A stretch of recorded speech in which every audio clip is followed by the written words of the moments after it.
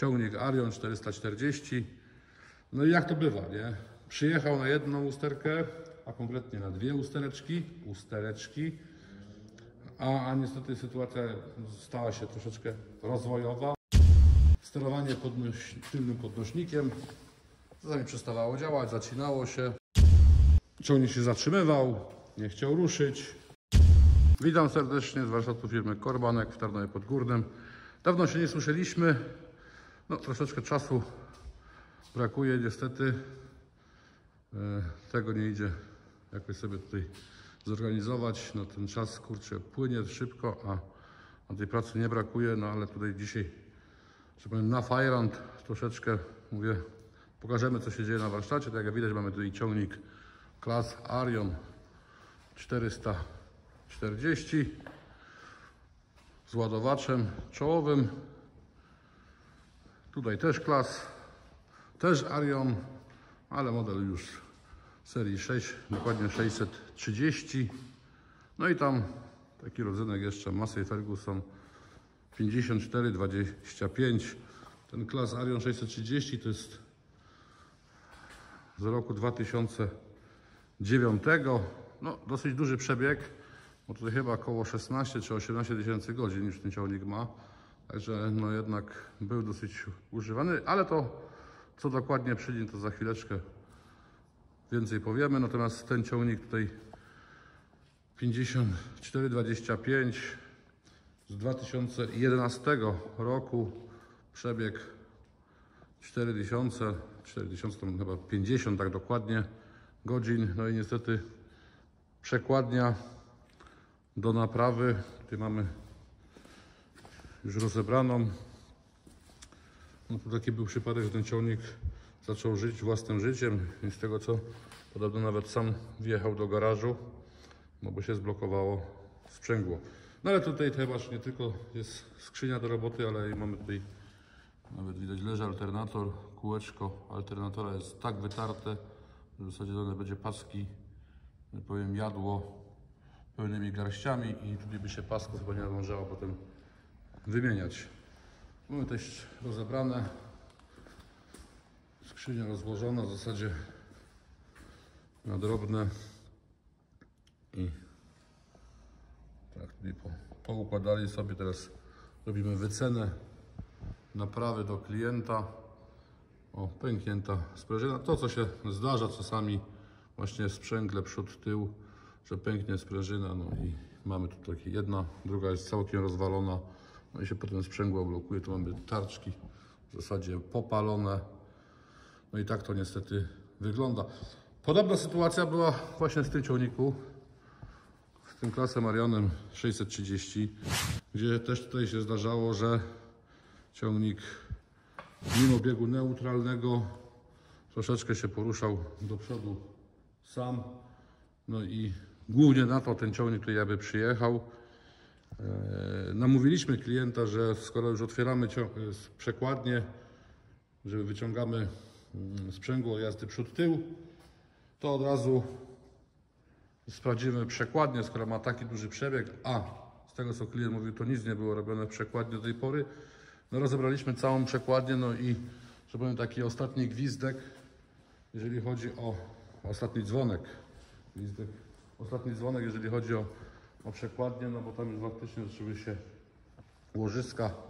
Jedno już było całkowicie zepsute, w zasadzie rozsypane, natomiast pozostałe też już wątpliwe.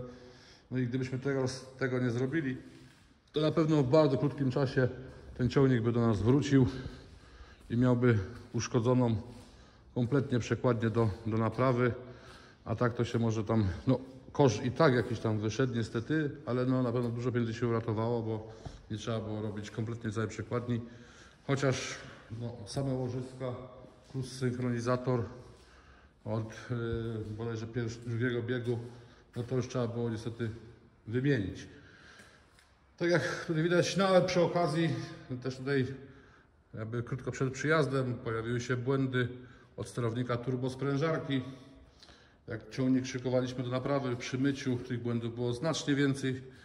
No i tutaj niestety instalacja elektryczna w tym ciągniku, ta na silniku jest dosyć mówiąc delikatnie, opłakanym stanie. Tutaj leży. I gdzie by się tam nie zajrzało, te kable są już tak przegrzane. Może to nie jest wiek, ale to jednak gdzieś tam temperatura przy silniku i tutaj nie widać, tak, ale tam po prostu brakuje izolacji, a jak się kabel ruszy, to zaczyna pękać. No i też tutaj to co wiązki, widzimy, mamy przewód, osłonę peszlową, karbowaną, gołe kable i te kabelki się przecierają po prostu o ten peszel. Znacznie na pewno trwalsze byłoby, gdyby cała ta instalacja najpierw była zawinięta w taśmę izolacyjną, taką jeszcze grubszą i na pewno by nie było takiej sytuacji, jak tutaj jadę paznokciem, że jest popękana izolacja i wtedy troszeczkę wilgoci, no i elektronika niestety wariuje. Tutaj może będzie widać, nawet jak tam gdzieś zaczyna świecić, troszeczkę gdzieś tam kabelki są już poprzecierane. No i teraz tak, naprawiać, szukać, leczyć bypassy, no przy kosztach robocizny, które nawet tutaj przy naszych stawkach, tam powiedzmy 220 na godzinę, to są dosyć duże stawki, można tak by powiedzieć, dla przynajmniej jeżeli na to patrzy rolnik, że 220 zł to jest dużo. Natomiast no, patrząc na tle konkurencji 220 zł, to chyba mamy jedną z najniższych stawek tutaj, jeżeli chodzi o serwisy ciągników, ponieważ normą zaczyna być stawka około 300 zł i więcej. No i jeżeli teraz policzyć koszt robocizny, no to tutaj przekalkulowaliśmy, że taniej będzie jednak zamiast leczyć instalację i nie wiadomo czy wszystkie potem by się te uszkodzenia gdzieś tam znalazły, to lepiej będzie, jeżeli założymy nowy zestaw przewodów elektrycznych. No i to co tu leży na stole, to są dwie wiązki silnika w zasadzie, to kosztuje w zaokrągleniu 5000 zł. Dużo? Tak, jeżeli się popatrzy, że te 5000 to nie jest mało, natomiast jeżeli bym to policzył na czas pracy, to już aż tak dużo wtedy chyba nie jest, bo nie wiem, czy taniej by szłaby naprawa tych wiązek, a być może nawet nie, a nie wiadomo, jakby to wyglądało z efektem. Nowa wiązka powinna posłużyć, te wiązki są już zamontowane.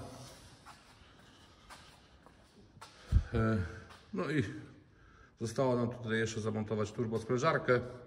I teraz dopiero będziemy wiedzieć, czy na pewno ten sterownik jest ok, czy nie ok. Jeżeli teraz będzie dali błąd, no to mamy błąd sterownika. No i wtedy by trzeba wymienić sterownik od turbosprężarki, bo mechanicznie sprężarka jest ok. Ale myślę, że tu już powinno być ok, no ale zobaczymy. Nie będziemy tutaj jeszcze zapeszać. Troszeczkę mieliśmy problemów z wymontowaniem turbosprężarki. Bo jakiś geniusz no tak wymyślił, że tutaj mamy turbo dosyć pochylone i dostęp do tych śrub tutaj mocujących później turbinę do kolektora jest bardzo utrudniony, więc tutaj no po jakiejś, no może nie aż takiej długiej, ale po jakimś czasie męki mechanik stwierdził, że jednak prościej będzie wymontować cały kolektor, bo będzie to szybciej, na wierzchu to rozbierze, a tak to tam mówi, no nie idzie dojść kluczem, no faktycznie, że dojścia żadnego.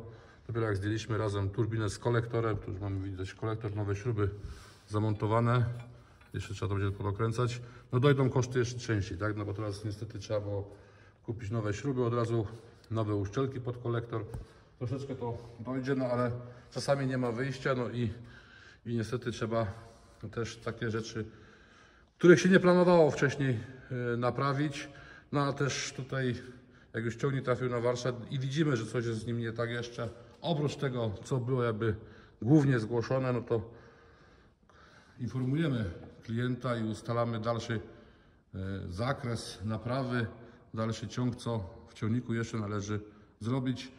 I tak jak tutaj spojrzymy sobie teraz do wnętrza kabiny, no to można się przerazić, jak wygląda wnętrze kabiny. No, dosyć mocno tutaj wybebeszone. Jak widać, mamy zdjęty całe osłony nadkola prawego, osłony tylnej ściany, czyli cała elektryka jest na wierzchu, fotela nie ma, no bo też przeszkadzał. A dlaczego tak tutaj jest? Ponieważ że był problem, był. Można powiedzieć, że był problem, bo za chwileczkę go nie będzie. Problem ze sterowaniem jednym z zaworów hydrauliki zewnętrznej. Tutaj klient też prosi, żeby to sprawdzić. Przycinało się sterowanie. No i tutaj no nie linka. Jedna rzecz, może tutaj trochę jest mądrze zrobiona w klasie. Linka jest dzielona, co prawda tutaj. O, to jest miejsce, gdzie jest linka łączona. I jak czasami by się zdarzyło, ten ostatni odcinek wymienić, to jest prosta rzecz.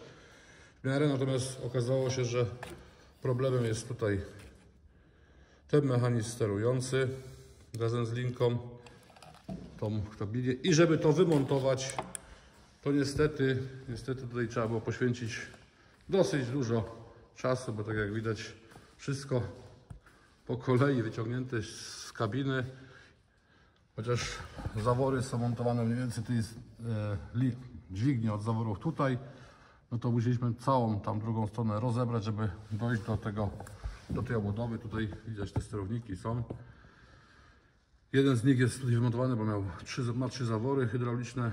Jak widać, brakuje jednego. I teraz ten sterownik z tą linką cenowo tragedii nie ma, to jest tam powiedzmy około 1000 zł. Natomiast no, czas pracy, żeby to wymienić, no to kurczę, na pewno 1000 zł nie starczy. No i tutaj na pewno robocizna będzie droższa niż ta część, no ale nie ma wyjścia. Tu już mamy tą część, jak widać przyszła, zapakowana ładnie, aż tak do przesady tutaj. Zobaczymy. No jest, o! Ale stara była aluminiowa, nowa już jest plastikowa.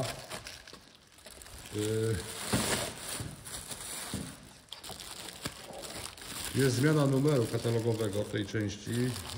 W katalogu już jest nowy numer. Tutaj pokażę, to jest nowy numer części. No i jest jednak różnica, że jest plastikowe. Pytanie, czy to będzie trwalsze rozwiązanie?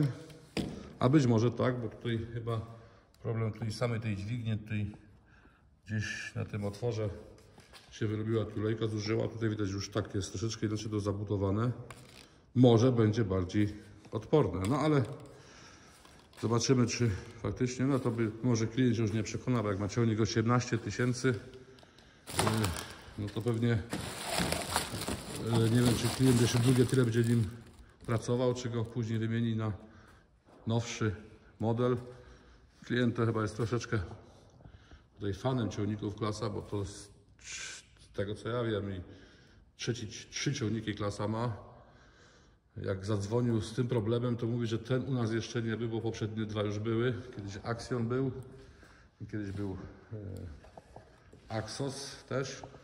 No to teraz trafiło, że przyjechał średni ciągnik Axion. No i też trzeba go tutaj, że tak powiem, troszeczkę podleczyć, porobić to, co trzeba wymienić na nowe. No i myślę, że znowu ciągnik jakiś czas będzie chodził. Silnik John Deere'a, więc tutaj raczej większych problemów z tymi silnikami też nie ma. Aż tak. Tam były problemy z uszczelkami pod głowicą, czasami się zdarzało, to jest fakt. Natomiast jakiś tu problematyczny ten silnik nie jest tak, że myślę, że będzie jeszcze chodził. No tutaj jeżeli chodzi o instalację, to też musieliśmy wymienić, no bo jak zaczęliśmy wymontowywać instalację, no to jak widać wtyczka przewodów od sterowania wtryskiwaczami, no to jest pełno oleju, tam nie powinno być oleju, to powinno być suche. Jak to zaczyna przepuszczać olej, to też już jest zły znak i później to sterowanie tymi wtryskiwaczami też może być troszeczkę zakłócone. Zresztą ten silnik troszeczkę tak jakby twardawo pracował, więc to być może i też tutaj było spowodowane. Ale przekonamy się po tym, jak to wszystko zmontujemy. Także mamy tutaj i części z John Deere'a, jak widać, no bo silnik John Deere'a, mamy części klasa, a do skrzyni w większości zamontowaliśmy części od Masseya Fergusona, ponieważ były tańsze. I jednak tutaj trzeba czasami sprawdzać. Przekładnie są w zasadzie takie same, więc części 1 do 1 pasują, nie ma z tym problemu. I wtedy wybieramy opcję, gdzie jest korzystniej nabyć części, Albo tak jak na przykład tutaj w przypadku tego ciągnika, o którym powiemy tu jeszcze za chwilę parę słów, to mamy łożyska Timkena, no ponieważ to łożysko Timkena kosztuje około 160 zł. Takie samo, co prawda innej bo marki, bo Kojo bodajże, oryginalne z Klasa prawie 500. No, drobna różnica. Myślę, że to prawie razy 3 się zrobiło, więc to też taki ból, jeżeli chodzi o koszty. Ale akurat część tutaj typu pierścień uszczelniający to nie jest akurat droga rzecz i tutaj stosowanie może jakiejś tam wątpliwej jakości zamienników może by nie było sensu, bo to jest kilkadziesiąt złotych. Czy na przykład tam niektórych rzeczy trzeba kupić w oryginale, nie ma wyjścia. Na przykład ten pierścień metalowy, no to tutaj się nie kupi w oryginale, jest wybór, albo kupię go w Klasie, w oryginale z Klasa, albo w oryginale Massey Fergusona. No, jeszcze są inne też marki. Natomiast tutaj było, tak jak w przypadku skrzyni, troszeczkę odwrotna sytuacja, że te części tutaj były tańsze, klasowskie, niż w Masseyu Fergusonie. Kilka słów tylko, naprawdę bardzo króciutko, żeby tutaj nie zanudzać. Ciągnik Arion 440. No i jak to bywa, nie? Przyjechał na jedną usterkę, a konkretnie na dwie ustereczki, a niestety sytuacja stała się troszeczkę rozwojowa, no ale to tak jest, jak nie zamyka się oczu podczas naprawy.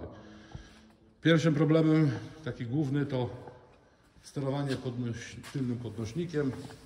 Czasami przestawało działać, zacinało się i tak dalej. No i tutaj ciągnik jak do nas przyjechał, później mechanik testował jednak, że ten podnośnik nawet działa, ale po sprawdzeniu dokładnym, sprawdzeniu kodów błędów wychodzi, że mamy uszkodzony przycisk zewnętrzny na lewym błotniku od podnośnika. Jeszcze tu oczywiście jest stary, no ale będzie wymieniony nowy. I to był główny powód, dlaczego klient przyprowadził ciągnik, no bo podnośnik w czasie pracy przestał działać, no a wiadomo, ciągnik, który ma narzędzie zawieszane na tylnym tuzie, bez sprawnego podnośnika, no jest troszeczkę nieużyteczny. Przy okazji klient prosi, żeby sprawdzić przekładnię, ponieważ zdarzało się, że ciągnik się zatrzymywał, nie chciał ruszyć i teraz bym musiał poszukać, nie będzie to odłożyli. No ale też powiedzmy nieduży problem, przynajmniej tak tutaj zweryfikowaliśmy i trzeba było wymienić, tutaj taki widać, coś tam widać, myślę, że widać. O, w tym miejscu też latarki nie zabrałem, mogę zobaczyć, to takie... Mamy jeden z elektrozawodów sterowania przekładni, no i on też był, ta wtyczka cała tam była zalana olejem, tak jakby poprzez elektrozawór olej przedostawał się na złącze elektryczne, no i mogło zakłócać pracę przekładnia. No i powiedzmy dwie małe lusterki, teoretycznie nie wymagające dużego nakładu pracy, też kosztów, bo ten zawór też tam nie jest aż taki strasznie drogi, tam przełącznik bodajże 120 zł, ten zawór chyba około 500, no więc tragedii by nie było, ale jak widać, żeby dojść do tego elektrozaworu, to trzeba zdjąć koło. No i jak mechanik podniósł koło do góry, no podniósł ciągnik do góry, żeby odkręcić koło, no to zauważył, że na łożyskowaniu wału zwolnicy jest bardzo duży luz. Można tak to w tych kategoriach powiedzieć, że bardzo duży, no ponieważ to wynosiło kilka milimetrów, te kółko się potrafiło podnieść, opuścić, to widać zresztą. Nagrałem tam wcześniej, więc tutaj wkleimy taki króciutki filmik, jak ten luz jest pokazany, jeszcze jak była zwolnica zmontowana. No i też tutaj decyzja, teraz co robimy z tym, dzwoniłem do klienta. No jest taka sytuacja, na pewno z prawej strony. Lewą sprawdziliśmy też już później, no i z lewej mamy dokładnie to samo, czyli ta sama sytuacja. Jest luz na łożysku, czyli łożysko ma, że tak powiem, jest zużyte na pewno. i trzeba je zrobić. Tu widać pierścień metalowy. Jak widać, ten luz na łożysku spowodował takie bicie wału, że ten pierścień tutaj, który jest takim trochę zabezpieczającym obudowę, w niektórych modelach już się tego nawet nie stosuje, ale normalnie jest tutaj ten pierścień nabity onku. I dopiero tu przychodzi pierścień uszczelniający, taki, no pokażemy, gdzie sobie powinien być. Ten pierścień, tak? No nie będę go rozpakowywał jeszcze, ale o. I to jest tutaj na wale. Pierścień uszczelniający, taki kurzowy, który ma zapobiegać, żeby smar, bo tutaj to łożysko akurat jest smarowane smarem stałym. Tak jak widać, to jest smarowniczek. No ma dwa zastosowania, tak? No, zabezpieczyć, żeby smar nie wydostawał się na zewnątrz, żeby pozostawał w środku, żeby smarował łożysko tam, które jest stożkowe. A drugie zadanie to, żeby syf, błoto, kurz nie dostawało się do środka. No i dosyć twarda, sztywna guma, więc nawet przecięła taką tutaj metalową, widać te przecięcie. I teraz, gdy już w niektórych modelach się tych blach nie stosuje, a stosuje się masę i tak akurat zrobił, nie idzie kupić takiego pierścienia o takim wymiarze, trzeba kupić troszeczkę większy, wywalać blachę, zakłada się pierścień bezpośrednio na to. No efekt jest taki, że wtedy wyrabia się oczywiście nam tutaj obudowa tylnej zwolnicy. Zamiast wymienić pierścień za parę dziesiąt, tam za parę złotych, bo to też pewno kosztuje no troszeczkę, to wtedy trzeba niestety wymieniać, albo przynajmniej regenerować obudowę tylnej zwolnicy. No i koszty są zdecydowanie, także trzeba uważać na te łożyska. Test, jak sprawdzić łożyska w tylnych zwolnicach, podnieść sobie ciągnik do góry i sprawdzić, czy koło by się nie kiwa na boki. Na pewno będzie to wyczuwalne. Myślę, że tutaj, jak rozebraliśmy, teraz jest to już wyczyszczone, że tu chyba nie był nawet, zresztą po tym pierścieniu będzie widać, to jest ten pierścień, ten stary. O. Tutaj można powiedzieć, że smaru jakoby nie brakowało. Natomiast myślę, że i nawet może było przedawkowane kiedyś, że zbyt dużo smaru, być może ten pierścień stracił właściwości uszczelniające, gdzieś tam się odkształcił i chyba do środka przy lewej zwolnicy, sobie zobaczymy, dostał się kurz. No i zrobiła się pasta szlifierska, no i w efekcie tego łożyska się niestety zużyły. No i też tutaj ich, kurczę, nie mam, żeby je pokazać, jak wyglądają. No, tutaj są części, ale to są części od Acciona. O, tak jak widać, tutaj musieliśmy wymienić jeszcze taką piastę sprzęgła z tych grubszych. To są części od Acciona 600, Aliona 630. Gdzieś to łożysko, tu może będzie widoczne, takie te, które że tak powiem się wysypało. No a reszta, no to już mówię, to już wszystkie łożyska przy okazji są wymienione. To nie to. Albo wkleję zdjęcie, jak mieliśmy wymontowane, widać ładnie łożysko, które trzeba było, znaczy no, wszystkie trzeba było wymienić, to jak się rozbiera. Łożysko, które jakby pierwsze się ujawniło, że coś się dzieje, a nie, tutaj jest. O. Tak wyglądało. To jest to właśnie łożysko od Aliona 630. Widać, tak jak powiedziałem, no ostatni dzwonek, żeby zrobić przekładnię, przynajmniej w takim zakresie minimalnym, a nie potem gruntownego remontu. Także tutaj mówię, może całe szczęście. O, tu mamy też tarczki od tego sprzęgła, od ciągnika, właśnie od Aliona. Tu jest był chyba akurat problem z jazdą bardziej do tyłu. Widać przypalone.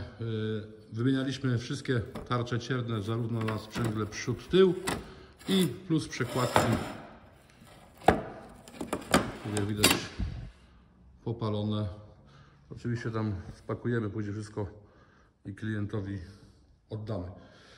Nie widzę teraz niestety tego łożysk od zwolnić od małego Ariona, no ale to było widać faktycznie, że łożysko było wyszlifowane, ale to jak rozbierzemy drugą stronę, to tutaj jeszcze gdzieś tam się wklei zdjęcie, jak to wygląda. No, także raz na jakiś czas należałoby, a ciągnik nie ma dużego przebiegu, bo to ma około 6000, więc nie jest to jakiś straszny przebieg. Należałoby, zwłaszcza w ciągnikach, gdzie jest zwolnica, jedno z łożysk jest smarowane olejem, bo jest z tej strony tutaj. Tam jest pierścień uszczelniający i to łożysko tutaj od strony tylnego mostu jest w kąpieli olejowej. Natomiast łożysko tutaj na przyczopie smarowane smarem. No i tutaj mówię, czasami można przedawkować smar i wypchnie uszczelnienie, wtedy też się robi problem. No albo zapomni się smarować i też łożysko się zatrze. Także raz na jakiś czas podnieść ciągnik do góry, zobaczyć, czy koła się nie kołyszą. I wtedy no, można troszeczkę pieniędzy uratować, bo mieliśmy już przypadek, że właśnie trzeba było wymienić obudowę kompletną. Trzeba było wymienić, albo przynajmniej regenerować półoś. Tutaj na szczęście skończy się na wymianie tych elementów takich no, eksploatacyjnych, można by powiedzieć. No bo łożyska, pierścienie uszczelniające, ale nie ma jakichś tutaj grubych i bardzo drogich części. Tymczasem serdecznie dziękuję. Myślę, że nagramy krótki film. Jak oczywiście mi się gdzieś tam czasu nie zabraknie. Z naprawy przekładni Dyna 4 w ciągniku Massey Ferguson 5425. Tymczasem serdecznie dziękuję i do usłyszenia przy następnej okazji.